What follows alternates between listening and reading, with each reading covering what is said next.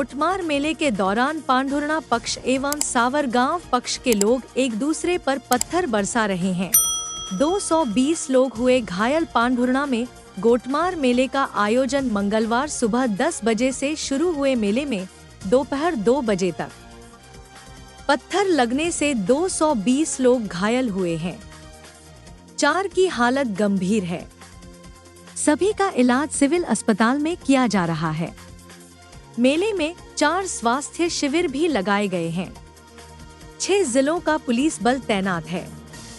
गोटमार में लेकर चलते दोनों ही ओर से पत्थर का प्रयोग चल रहा है। शांति समिति एवं चंडी माता मंदिर द्वारा बार बार खिलाड़ियों से निवेदन करने पर भी कोई असर नहीं दिख रहा है। पुलिस प्रशासन द्वारा ड्रोन कैमरे की मदद से पत्थर गोफन चलाने वालों पर विशेष निगरानी रखी जा रही है। जाम नदी के बीचों बीच गोटमार पत्थरबाजी का खेल यहाँ की आराध्य देवी माँ चंडिका का नाम लेकर पलाश का वृक्ष सुबह 6 बजे गाड़ा गया। उस उपरांत सुबह 10 बजे तक पूजा अर्चना चली। फिर प्रारंभ हुआ खेल, जिसे कोई गोटमार कहता तो कोई परंपराओं का नाम देता है तो कोई प्यार का प्रतीक बताता है। विश्व प्रसिद्ध गोटमार के चलते पांढुर्णा पक्ष एवं सावरगांव पक्ष की ओर से खुलेआम पत्थर का प्रयोग जारी है। डॉक्टर के बताए अनुसार गोफन के प्रयोग से ही आज गोटमार में खिलाड़ी का पैर टूटा। अब तक 4 गंभीर घायल, 41 घायल। अभी तक 1 का पैर टूटा है। 2 बजे के बाद गोटमार अपने चरम पर होगा। गोटमार का इतिहास छिंदवाड़ा दुनिया भर में गोटमार खेल के नाम से प्रसिद्ध है। परंपरा के नाम पर सदियों से खेला जा रहा खेल नदी किनारे हाथों में पत्थर और एक दूसरों को लहूलुहान करने के जुनून। हर साल पांढुर्णा जिले में एक अजबगजब खेल खेला जाता है। हर साल ये खूनी खेल पोला त्योहार के दूसरे दिन खेला जाता है, जहां नदी के दोनों किनारे आमने सामने खड़े लोग एक दूसरे के लहू के प्यासे हो जाते हैं। ये खेल विश्व भर में गोटमार खेल के नाम से प्रसिद्ध है। इस साल ये खेल 3 सितंबर का आयोजित होने वाला है।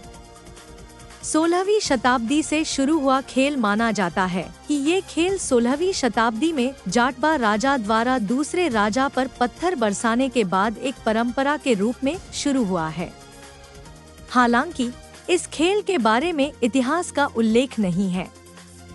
2 गांव के ग्रामीण करते हैं एक दूसरे पर पथराव। जिला पांढुर्णा में हर साल ये अनूठा गोटमार खेल खेला जाता है। ये खेल पांढुर्णा की जाम नदी के किनारे खेला जाता है, जहां पलाश के लंबे पेड़ को नदी के बीच में एक झंडे के साथ खड़ा किया जाता है। जाम नदी के किनारे 2 गांव पांढुर्णा और सावरगांव के ग्रामीण खड़े होकर एक दूसरे पर पथराव करते हैं। पथराव उन लोगों के ऊपर किया जाता है जो बीच नदी में खड़े झंडे को हटाने की कोशिश करते हैं। जिस गांव का व्यक्ति उस झंडे को वहां से निकालना में सफल हो जाता है, वह गांव विजयी माना जाता है। पत्थरों की बौछार इस खेल के दौरान लगातार होती रहती है। पथराव तब तक नहीं रुकता जब तक झंडा नदी के बीच से हटा न लिया जाए।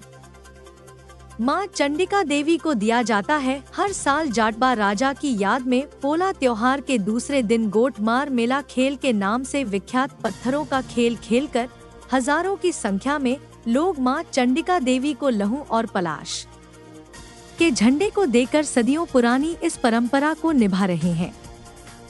पांढुर्णा में आज भी बसी है जाटबा राजा की यादें। पांढुर्णा जिले के बुजुर्ग बताते हैं कि सदियों पहले जाम नदी के किनारे जाटबा राजा का विशालकाय किला था।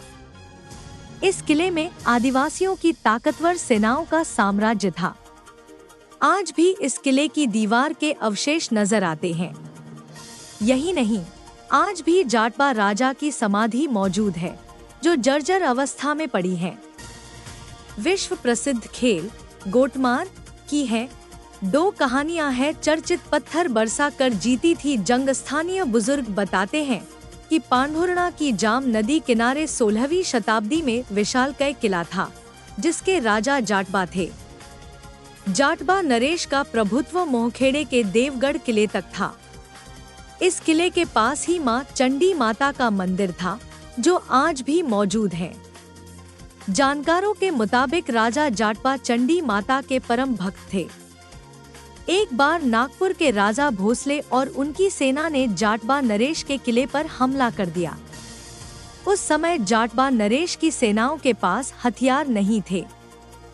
ऐसे हालात में जाटबा नरेश और उनकी सेना ने किले से पत्थरों की बौछार करना शुरू कर दिया। भोसले राजा की सेना पत्थरों का मार सहन नहीं कर सकी और उन्हें हारकर वापस नागपुर लौटना पड़ा।